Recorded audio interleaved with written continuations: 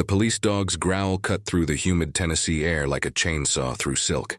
Maya Johnson pressed her 9-month-old daughter tighter against her chest, feeling the baby's tiny heart racing in sync with her own. In that moment, she understood what her grandmother had meant when she said some battles choose you. How do you fight back when the weapon trained on you is a living thing that doesn't know it's being used as an instrument of hate? You're probably asking yourself right now.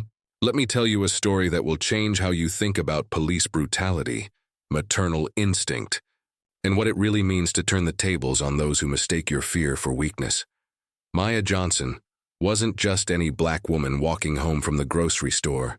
She was a former military police canine handler who'd spent 4 years training dogs to detect explosives, track enemy combatants, and protect American bases overseas. She knew these animals better than the officers holding their leashes. She knew their psychology, their training, their limitations. Most importantly, she knew their language, the subtle shifts in posture, the barely perceptible changes in breathing, the split-second hesitation that separates a warning from an attack. But none of that expertise mattered on August 14, 2023, when 2 Nashville police officers decided that a black mother carrying groceries and a baby represented enough of a threat to unleash 70 pounds of trained aggression. This isn't just another story about police violence. This is the remarkable account of how one woman's professional knowledge became her greatest weapon, how maternal instinct merged with military training, and how the very tools designed to intimidate became the instruments of a reckoning that would change Nashville's approach to canine deployment forever. Maya Johnson learned about power before she learned to read. Growing up in Orange Mound, Memphis, the first African-American neighborhood in the South built by and for black people, she understood that some violence came with badges and some came without. But both types could kill you if you didn't learn to recognize the signs. Her mother, a nurse who'd worked the night shift for 23 years, taught her that survival required more than just avoiding trouble. It required understanding the systems that created it. "Baby girl," she'd say while braiding Maya's hair before dawn, "these streets don't love us, but they respect knowledge. Learn their language so they can't use it against you." That philosophy shaped Maya's entire approach to life. When she graduated high school at 17, 2 years early because she'd tested out of required courses, she didn't celebrate with parties. She celebrated by enlisting in the Army, determined to learn the language of power from the inside. Her mother cried when she signed the papers, but she also smiled. "Go learn their secrets, baby. Then come home and teach us how to fight back with their own rules." The Army taught Maya that power had many languages: regulations, procedures, protocols, chains of command. But the most important language she learned was the one spoken by military working dogs. She discovered this talent accidentally when a German shepherd named Duchess at her base in Kentucky took to her immediately, ignoring her handler's commands to focus on Maya instead. The K-9 unit commander noticed, tested her aptitude, and recommended her for military police K-9 training. "In basic training, they teach you to fight enemies overseas," Maya explained years later. "But K-9 school taught me to read the language of fear, not just in dogs, but in people. A scared dog telegraphs everything: the twitch in the tail, the flattening of ears, the change in breathing. Same with scared people. And scared people with guns? They're the most dangerous animals in any room." Duchess became her first partner, trained to detect roadside bombs in Afghanistan. For 18 months, they worked together in Helmand Province, where Maya learned that the difference between life and death often came down to recognizing whether a dog's alert was legitimate or just responding to handler anxiety. She learned to read Duchess's body language better than she read her boyfriend's text messages, better than she read her own body's warning signs when exhaustion set in. When Duchess was killed by an IED during a routine patrol, Maya handled it the way she'd learned to handle everything, by learning more, training harder, becoming better. Her next partner, a Belgian Malinois named Apollo, was trained in both explosive detection and suspect apprehension. Maya learned to control 70 pounds of muscle and instinct, with voice commands so subtle that other soldiers couldn't even hear them. She learned to distinguish between Apollo's "I'm serious" bark and his "I'm performing for my handler" bark. She learned that dogs, like people, lie, but their bodies always tell the truth. Most people see a police dog and they see a weapon, Maya would explain to new recruits. I see an animal trained to obey whoever holds its leash, whoever controls its food, whoever it trusts not to put it in harm's way. The dog isn't your enemy. The system that trained it to see certain people as threats is your enemy. But the dog? The dog is just doing what it learned, same as us. By the time Maya completed her service and returned to civilian life, she'd earned a Purple Heart, 2 commendations for bravery, and the kind of specialized knowledge that doesn't appear on resumes. She'd also earned something more valuable, the understanding that the skills she'd learned overseas were equally applicable at home, where the enemies wore different uniforms but pursued the same objective, controlling black bodies through fear and force. She bought a house in Nashville's historically Black Bordeaux neighborhood, started a small security consulting business, and tried to build the kind of quiet life that combat veterans often discover is more difficult than war. She trained neighborhood dogs for basic obedience, volunteered at the VA hospital, and had her daughter, Naya, named after the Swahili word for purpose. In quiet moments, she told her baby girl the same thing her mother had told her: learn their language so they can't use it against you. What Maya didn't realize was that she'd soon need to use every skill she'd learned, not against foreign enemies, but against the very system she'd once served. She didn't understand that her knowledge of canine psychology would become her greatest weapon when that psychology was turned against her. She couldn't have predicted that the war she'd fought overseas would follow her home, disguised as a routine misunderstanding that would escalate into the most important battle of her life. The morning of August 14, 2023, started like any other. Maya strapped Nia into her carrier, adjusted the diaper bag over her shoulder, and began the half-mile walk to the grocery store. She noticed the patrol car parked across the street but thought nothing of it. Police presence was common in her gentrifying neighborhood. She didn't know that 2 officers were watching her, their suspicion growing with each step she took. She didn't know that in their report. They would describe her as suspicious and evasive. She didn't know they would claim she fit the description of a suspect in a nearby burglary. She didn't know that within minutes she would experience the kind of racial profiling that Black Americans navigate daily, but with a twist that would make her case unique. She didn't know that her extensive canine training would soon become the only thing standing between her baby and 70 pounds of trained aggression. She didn't know that she was about to demonstrate something the officers couldn't have anticipated. Sometimes the most dangerous thing you can do to an oppressor is simply refuse to be intimidated by their tools of intimidation. The intersection of 16th Avenue and Clifton Street was barely wide enough for 2 cars, lined with oak trees that had witnessed the neighborhood's transformation from working-class Black families to young white professionals who'd discovered character and authenticity in the very houses their grandparents had redlined. Maya knew these trees, had walked past them hundreds of times, had watched them change with the seasons and the demographics. She was halfway across when she heard the siren. Not the urgent wail of emergency response, but the short, sharp burst that meant pull over or pay attention. She kept walking. The grocery store was 3 blocks away. Naya was getting heavy in her carrier, and she'd learned long ago that engaging with police when you didn't have to was like petting a rattlesnake. It might not bite you today, but it definitely could tomorrow. "Ma'am, stop right there." The voice carried the authority she'd been trained to recognize. Command presence, they called it in the military. She stopped, turned slowly, kept her hands visible. 2 officers approached, 1 white, 1 Latino, both young enough that their body armor still looked new. The white officer's hand rested on his weapon. The Latino officer held the leash of a German shepherd that looked like it weighed more than Maya did. "Can I help you, officers?" Maya kept her voice level, professional, the same tone she'd used when addressing superior officers who outranked her by decades but lacked her combat experience. "Where are you coming from?" The white officer's question wasn't illegal, but it wasn't relevant either. Maya knew the difference between questions designed to gather information and questions designed to establish dominance. "The grocery store. I'm on my way home." She gestured toward the diaper bag, the baby carrier, the obvious evidence of motherhood that would normally make someone less threatening, not more. Do you live around here? The second officer had moved closer, his canine sniffing the air, its body language changing from curious to alert. Maya's trained eye caught the subtle shift, the ears forward, the tail raised, the quick breathing that preceded action. I live on Clifton Street.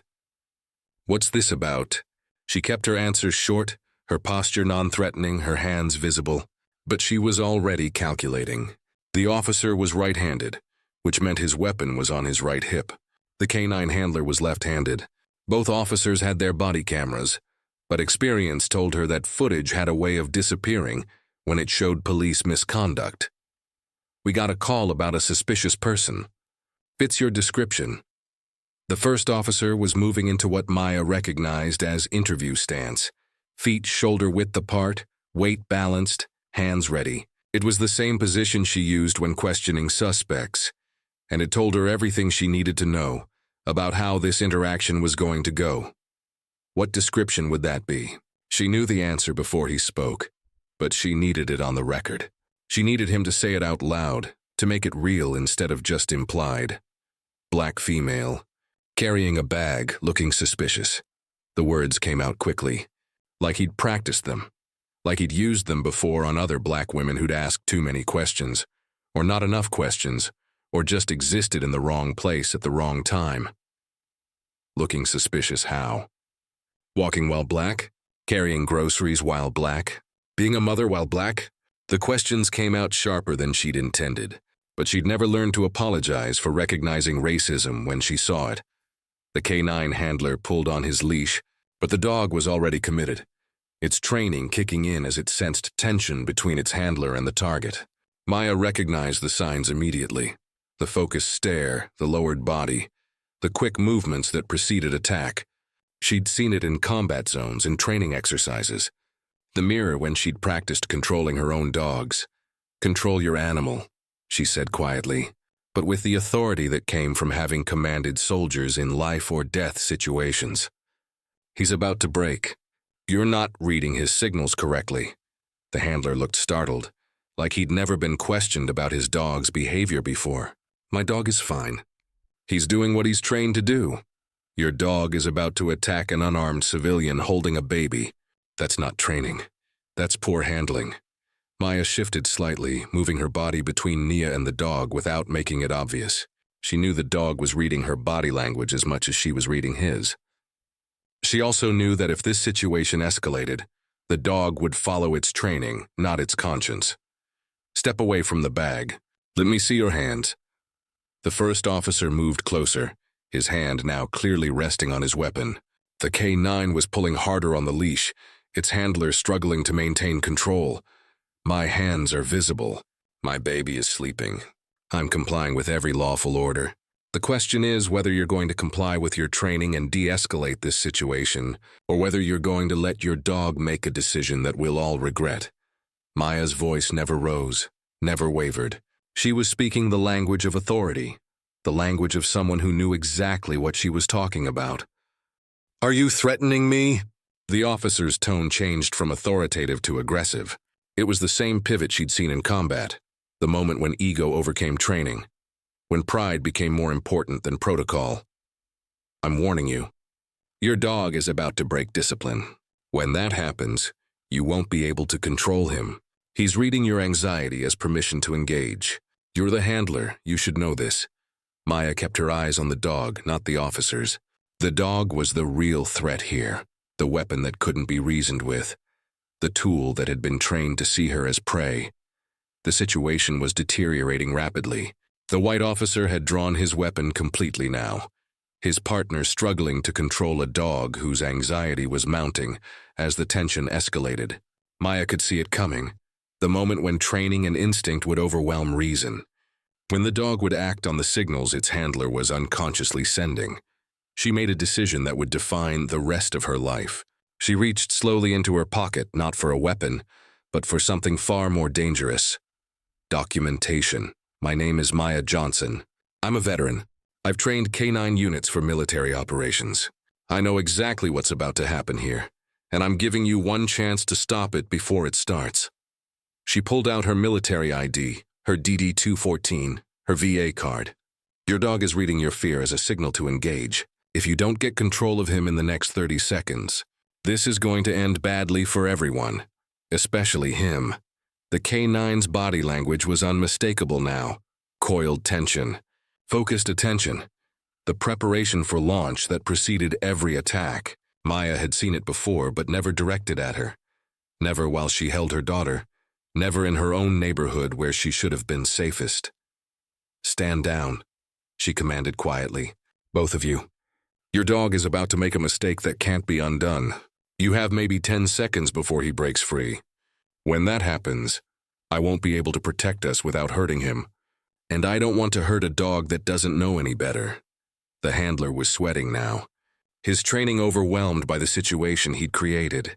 The dog was pulling so hard that he was lifting his handler off the ground, his training overcoming the leash that was supposed to control him. Maya could see the exact moment when the leash would break, when the dog would act on the only training he'd received, attack the person his handler feared. She made another decision, even more dangerous than the first.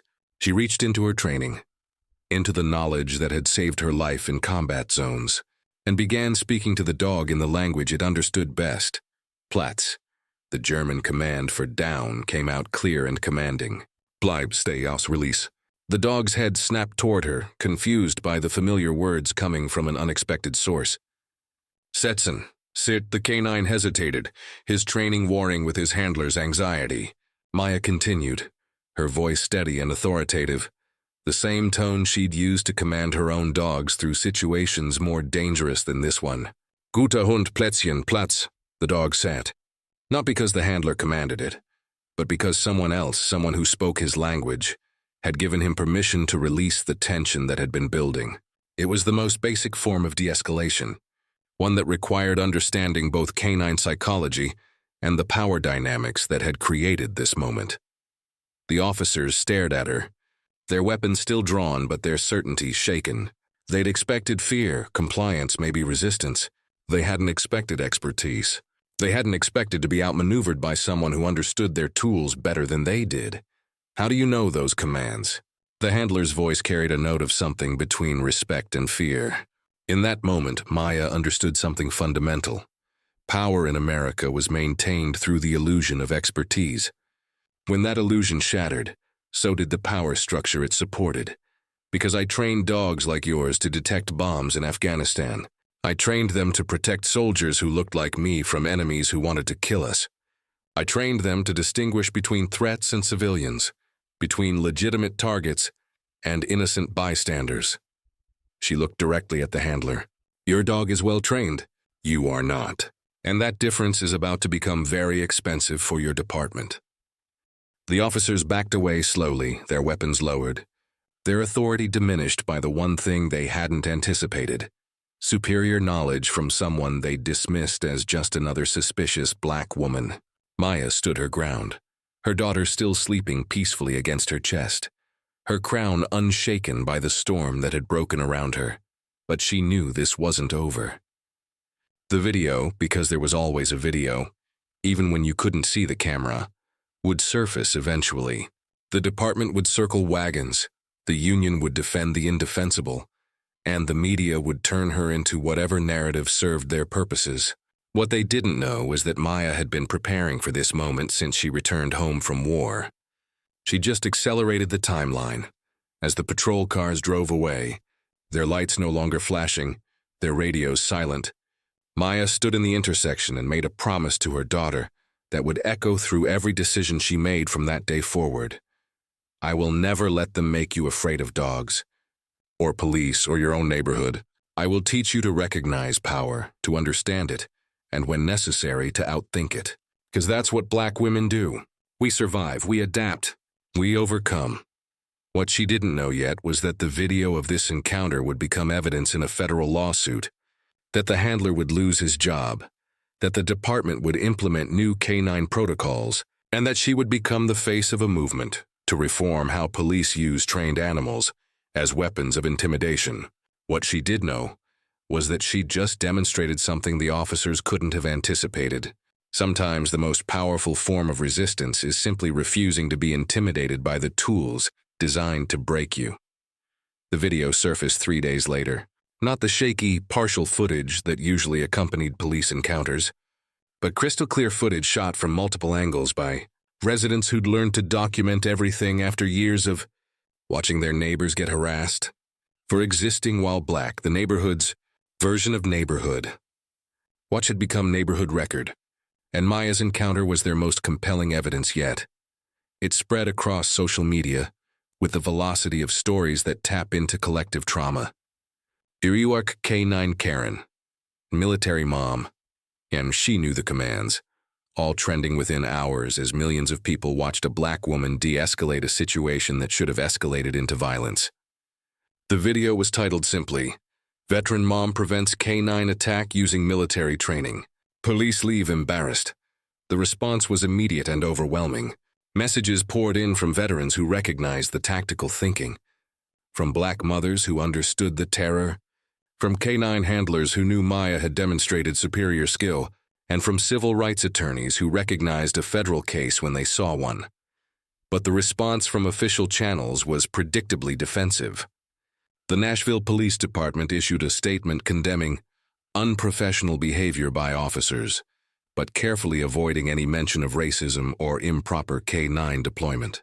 The officers were placed on administrative leave, pending investigation, a move that felt more like damage control than accountability. The K9 unit commander appeared on local news to explain that his officers had followed protocol, but could have handled the situation better. Maya understood the pattern. She'd seen it before, the way institutions protected themselves by sacrificing individuals, the way investigations became exercises in reputation management rather than truth-finding. But she also understood something else. The video had created a moment that couldn't be ignored, a teachable incident that could transform personal humiliation into institutional change. So she did what she'd been trained to do in the military. She assessed the situation, identified her objectives, and developed a strategy to achieve them without losing the war while winning the battle. Her first call went to the local NAACP chapter, where the legal director answered on the first ring, "We've been waiting for a case like this. A black veteran, a clear civil rights violation, and video evidence that shows you de-escalated while they escalated. This is exactly what we need to challenge K9 deployment policies." The second call went to a civil rights attorney in Nashville who'd represented other victims of police misconduct.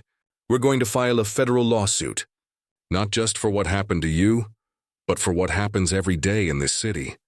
Your case is the perfect vehicle to challenge the entire system." The third call went to her former K9 training instructor at Fort Leonard Wood, now retired, but still connected to the military's K9 community. "You did everything right. More than right, you showed superior tactical thinking. Those officers endangered everyone by mishandling that situation. The dog wasn't the problem. The handler was, but Maya didn't want to just sue, she wanted to transform. So while the lawyers built their case, she built a movement.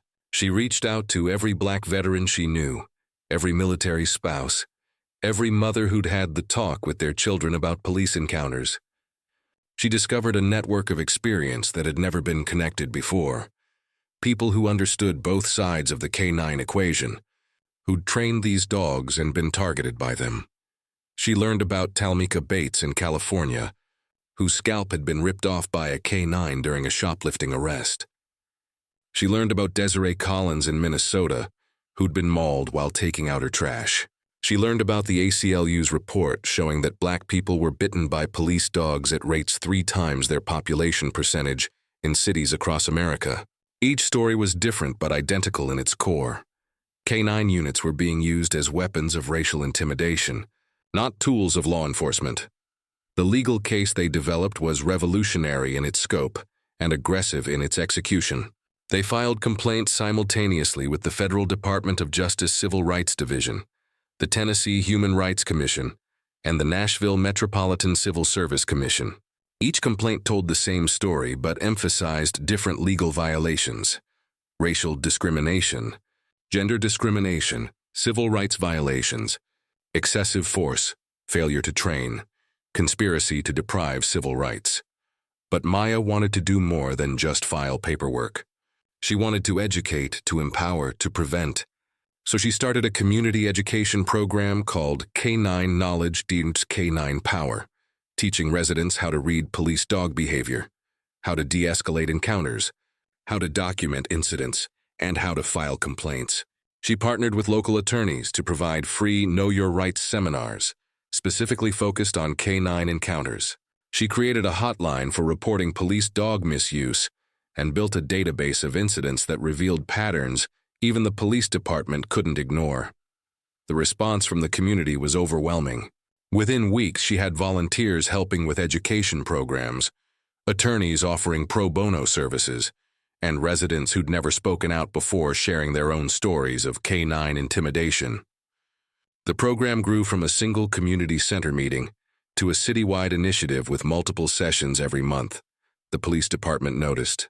The chief requested a meeting, not to apologize, but to understand community concerns. Maya attended with her attorney, a tape recorder, and a list of demands that went far beyond individual accountability. Mandatory K9 de-escalation training for all officers, body camera requirements during K9 deployments, civilian oversight of K9 policies, and community input on K9 deployment protocols. "We're not trying to eliminate K9 units," Maya explained during the meeting. "We're trying to eliminate their misuse as tools of racial intimidation. Dogs are great at finding explosives and tracking dangerous suspects. They're terrible at enforcing racial boundaries and punishing people for existing while black." The chief's response was predictably defensive but revealing. "Our officers follow protocol. Sometimes situations escalate. We can't control every variable." "You can control training," Maya countered. "You can control policies. You can control the culture that allows officers to see black people as automatically suspicious. And if you can't, we can, through legislation, through litigation, through education, through the kind of sustained pressure that changes institutions." The meeting ended without resolution, but Maya had accomplished something more important than immediate capitulation. She'd forced the system to acknowledge her as an equal, as someone whose knowledge demanded respect, as someone who couldn't be dismissed as emotional or angry or difficult. She'd demonstrated that power in America was maintained through the illusion of expertise, and when that illusion shattered, so did the power structure it supported. The lawsuits began falling into place like dominoes. The Department of Justice opened a pattern and practice investigation into Nashville's K9 deployment policies. The City Council announced hearings on police use of force policies. The police union filed grievances but found themselves defending policies that were increasingly difficult to justify. Each development fed the next, creating momentum that felt unstoppable. But perhaps most importantly, Maya had created something that transcended her individual case. She'd built infrastructure for resistance that would outlive whatever settlement or judgment eventually came. She'd demonstrated that sometimes the most powerful thing a victim can do is refuse to stay victimized, that survival is not enough. Transformation is required, and transformation requires more than anger. It requires strategy, knowledge, and the kind of sustained commitment that changes systems, not just individual experiences. As she stood in the community center teaching another class on K9 recognition and safety, her daughter sleeping peacefully in a carrier nearby, Maya understood something fundamental. She just demonstrated that knowledge is power, but applied knowledge is revolution. The officers who'd tried to intimidate her had instead educated her on their weaknesses, trained her in their language, and provided her with the tools to dismantle the very system they'd served. The war wasn't over. But for the first time since returning home, Maya felt like she was fighting it on her own terms. The federal courthouse in Nashville was packed beyond capacity, with people spilling into the hallways and onto the courthouse steps. The case had attracted national attention, not just because of the compelling video, but because it represented something larger. The moment when black expertise met institutional racism and refused to blink. Maya sat at the plaintiff's table in a navy blue suit that had seen better days, her locks pulled back in a professional style, her daughter Nia playing quietly with blocks in the row behind her. The defendants, the two officers, the city of Nashville, and the police department, sat across the aisle. Their legal team larger but somehow less confident than Maya's two-attorney crew from the NACP Legal Defense Fund. The judge entered, and the room fell silent.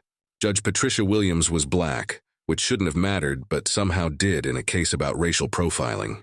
She'd been appointed to the federal bench 5 years earlier and had developed a reputation for fairness that transcended both conservative and liberal labels.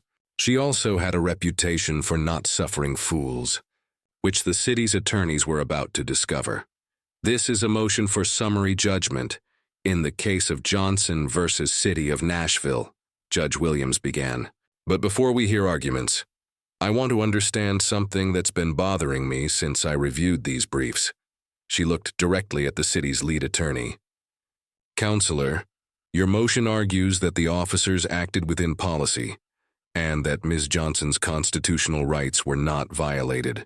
But I've watched the video and I have to ask, what policy allows officers to draw weapons and release K-9 units on an unarmed woman holding a baby because she fits a description? The attorney shifted uncomfortably. Your Honor, the officers believed they were investigating a burglary. They followed departmental protocols. Which protocols specifically? Judge Williams interrupted. The ones that say, when in doubt, assume the black woman is a criminal? The ones that say if you can't find the actual perpetrator, any black person will do. Help me understand which protocols justify what I saw on that video. The courtroom was absolutely silent. Maya had seen judges challenge attorneys before, but never with this level of directness. Never with this obvious anger at the system's failure to protect the people it was supposed to serve. Your Honor, the officers were responding to a suspicious person call, a call from a neighbor who'd never seen Ms. Johnson before, who admitted she didn't recognize her, who assumed that an unfamiliar black face in a gentrifying neighborhood must be criminal. Is that what we're calling probable cause now? White discomfort? The city's attorney tried to redirect. The officers were following their training, which brings us to the training issue. Judge Williams turned to Maya's attorney. Counselor, you contend that the city's K-9 training is inadequate and racially biased. I'd like to hear more about that. Maya's lead attorney stood. Your Honor, we've provided expert testimony from 3 certified K-9 handlers, including 2 former military K-9 trainers, who reviewed the video and concluded that the officers mishandled their dog. But more importantly, we've provided data showing that Nashville's K-9 units bite black people at rates 3 times their population percentage, that 87% of K-9 deployments involve nonviolent situations, and that the department has no meaningful oversight of K-9 use. And what's the city's response to this data? They claim it's coincidence. They claim that K-9 units are deployed where crime occurs, and that crime occurs disproportionately in black neighborhoods. But our expert testimony shows that K-9 units are deployed in black neighborhoods for crimes that would never justify K-9 deployment in white neighborhoods. Jaywalking, loud music, suspicious activity, traffic violations. Judge Williams turned back to the city's attorney. Do you dispute this data? Do you dispute that black people are bitten by your K-9 units at rates far exceeding their population percentage? We dispute the conclusion, Your Honor. The data doesn't prove discriminatory intent, but it proves discriminatory impact, doesn't it? Whether you intended it or not, your K-9 units are being used as weapons against black people. The judge's voice carried the weight of someone who'd seen this pattern before, who'd probably experienced it herself. The question isn't whether you intended racism. The question is whether you care enough to stop it. The city's attorney tried one more time. Your Honor, if we start second-guessing every police decision based on racial impact, we'll paralyze law enforcement, or we'll finally start protecting the communities that law enforcement has historically targeted. Judge Williams was no longer hiding her anger. Let me be clear about something. The Constitution applies to black people too. The 4th Amendment protects us from unreasonable searches and seizures. The 14th Amendment guarantees equal protection under the law, and the Constitution doesn't have an exception for, we were just following procedures. She turned to Maya directly. Ms. Johnson, you've been quiet during this hearing. I'd like to hear from you directly. What do you want from this case? Maya stood slowly, her legs steady despite the adrenaline coursing through her system. I want what every American wants, Your Honor. I want to walk to the grocery store without being afraid. I want to hold my daughter without wondering if someone will call the police because we don't look like we belong. I want the police to protect us instead of profiling us. And I want to make sure this doesn't happen to anyone else. And what would justice look like for you? Justice would be admitting that what happened to me was wrong. Justice would be changing the policies that allowed it to happen. Justice would be training officers to de-escalate instead of escalate. Justice would be recognizing that K-9 units are too dangerous to deploy against civilians without strict oversight. Maya paused. But justice would also be acknowledging that I'm not unique, that what happened to me happens to black people across this city every day, just without cameras and without military training to protect ourselves. Judge Williams nodded slowly. And if I rule in your favor, what happens next? Then we start the real work. We reform K-9 policies, we train officers, we create civilian oversight, and we make sure that the next black mother walking with her child doesn't have to be a military K-9 expert to feel safe in her own neighborhood. The judge was quiet for a long moment, looking at Maya with an expression that mixed professional assessment with personal recognition. Ms. Johnson, you've done something remarkable here. You've managed to take a personal experience and turn it into an indictment of a system that has failed too many people for too long. You've shown us that knowledge is power, but more importantly, you've shown us that applied knowledge can transform systems. She turned to the city's legal team. Your motion for summary judgment is denied. In fact, I'm inclined to rule in Ms. Johnson's favor on every significant point of law. But more importantly, I'm inclined to use this case to establish new federal standards for K-9 deployment that recognize the historical racial bias in these programs. The courtroom erupted in applause, which Judge Williams allowed to continue for a moment before restoring order. But the decision had been made, and everyone in the room understood its significance. Maya Johnson had just won more than a lawsuit. She'd won the right to help rewrite the rules that had governed police. Interactions with black communities for decades. As the hearing concluded and the courtroom began to empty, Judge Williams called Maya to the bench. I want you to know something, she said quietly. I have a daughter about your age, and I've had the same conversation with her that your mother probably had with you, about how to survive encounters with people who see her skin before they see her humanity. What you did takes courage I can't adequately describe, but what you've accomplished will protect girls like my daughter and yours in ways that no amount of the talk ever could. Maya felt tears threatening, not of sadness but of recognition. She'd spent her entire life being told she was exceptional, that her achievements somehow exempted her from the racism that affected other black people. But Judge Williams had just acknowledged something more fundamental. Maya's excellence hadn't protected her from racism. It had prepared her to fight it more effectively. I'm not special, Your Honor, Maya said quietly. I'm just one of many black women who've been forced to become experts at surviving systems designed to destroy us. The difference is that this time someone was recording. This time someone was listening. This time the system had to acknowledge what it had done. As she left the courthouse, her daughter sleeping peacefully in her arms, Maya understood that she'd just accomplished something that transcended individual justice. She demonstrated that sometimes the most powerful thing a victim can do is refuse to stay victimized. That knowledge is power, but applied knowledge is revolution. That the system can't break you if you understand how it works better than it does.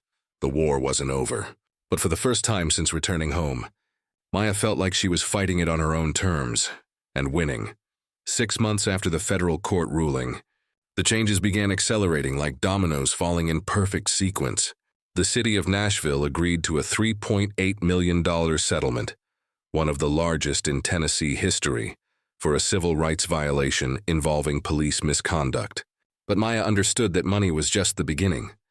The real victory was measured in transformations that couldn't be quantified in dollars, but would outlive whatever interest the money.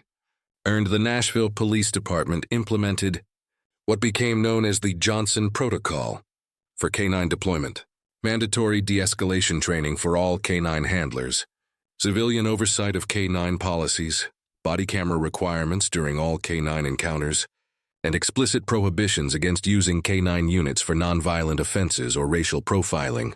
Within 18 months, canine bite incidents dropped by 73%, and complaints about racial bias in canine deployment decreased by 89%. Other departments took notice. Memphis, Chattanooga, and Knoxville adopted similar protocols. Chicago, which had seen multiple high-profile canine attacks on black civilians, invited Maya to consult on their canine reform initiative. The Department of Justice used her case as a model for federal guidelines on canine deployment standards, creating national policies that recognize the historical racial bias in police dog programs and established explicit protections against their misuse. But perhaps the most significant change was the one that happened. In living rooms and classrooms and community centers across the country, Maya's Canine Knowledge, Canine Power program expanded from Nashville to a national network of workshops that had educated over 50,000 people by the end of 2024. Parents learned how to teach their children to recognize canine behavior. Community organizers learned how to document canine encounters effectively. Young people learned that their phones could be weapons of accountability, as powerful as any firearm. The settlement money had funded the Maya Johnson Foundation, which provided legal support for victims of police canine attacks, scholarships for black students interested in veterinary science and animal behavior, and grants for community programs that promoted positive relationships between law enforcement and minority communities. But the foundation's greatest impact came from something simpler. It gave people permission to refuse victimization, to transform trauma into advocacy, to understand that survival was not enough. Transformation was required. Maya's daughter, Nia, grew up in a world different from the one her mother had inherited. At 3 years old, she could identify different types of working dogs and explain that some dogs help people, and some dogs are used wrong by people who don't know how to train them properly. She attended community meetings in her stroller, played with blocks while her mother taught adults how to read canine body language, and learned that her mother's crown was not just the locks that framed her face, but the knowledge that no one could cut away from her. The personal transformation was equally profound. Maya had gone from someone who avoided attention to someone who understood the responsibility that came with visibility. She testified before Congress about racial bias in police canine programs, consulted with police departments on reform initiatives, and became a regular commentator on criminal justice issues. But she also maintained her security consulting business, volunteered at the VA hospital, and hosted monthly community dinners where veterans of all races discussed their experiences with systemic racism. "I didn't choose this life," she explained during a speech at Harvard Law School. "But I learned that sometimes your greatest impact comes from the battles you didn't know you were fighting. I set out to protect my daughter from a dangerous encounter. I ended up protecting thousands of children from having the same experience. That's not heroism. That's just what happens when you refuse to accept that the world has to stay the way it is." The officers involved in the original encounter faced consequences that extended beyond individual accountability. The canine handler was reassigned to desk duty and required to undergo extensive retraining on civil rights and cultural competency. His partner received a formal reprimand and was required to complete community service in predominantly black neighborhoods. Both officers were required to participate in Maya's education programs as part of their rehabilitation. But the most meaningful consequence came from something unexpected. Several of the officers who'd initially responded to the call became advocates for canine reform within the department. One of them, speaking anonymously to a local reporter, explained, "I thought I knew what I was doing that day. I thought I was following protocol. But Maya taught me that protocol isn't the same as justice. She taught me that being a good officer means more than following orders. It means questioning whether those orders serve the community we're supposed to protect. The neighborhood where the encounter occurred had changed too. The same residents who'd recorded the incident had formed a neighborhood association that worked with police on community policing initiatives. The police department had assigned community liaison officers who actually lived in the neighborhoods they served. The tensions that had created the original suspicious call had given way to relationships built on mutual accountability rather than mutual suspicion. Maya's living room had become a command center for activism, with maps showing K-9 deployment patterns, legal documents spread across tables, and community volunteers working on education programs. But it had also become a sanctuary for healing, where victims of police misconduct could share their stories without judgment, where veterans could process their experiences with systemic racism, and where children could learn that authority figures weren't automatically enemies or friends. They were human beings, whose decisions could be negotiated through knowledge and community organization. The historical significance of the case became clearer over time. Legal scholars cited Maya's case in law review articles about civil rights litigation. Police academies used the video in training programs about de-escalation and cultural competency. Civil rights organizations used the settlement structure as a template for similar cases across the country. The Johnson Protocol became a model for other cities struggling with similar problems.